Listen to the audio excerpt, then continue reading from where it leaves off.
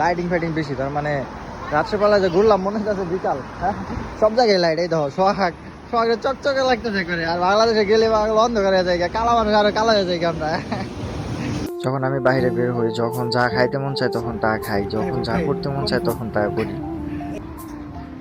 দাদু ট্যালেন্ট তাদের পা কোনে ঝুলে রাখছি, এক্সারসাইজ করতেছে। এটা কোনো এক্সারসাইজ করার সিস্টেম হলো বাইরে, এখানে চাইনিজরা অনেকে এইভাবে এক্সারসাইজ করে।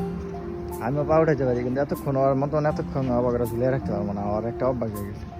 ও হয়তো ছোটবেলা কম্পু টম্পু শিখতো স্কুলে। জাদু জানে আমার বন্ধু, মহা জাদু জানে। তখন ভাইয়ের গেট ঠিক আছে, তখন ভাই রান্না করতেছে পুরা মনোযোগ দিয়ে। লাইভ না লাইভ ব্লগে যাবো।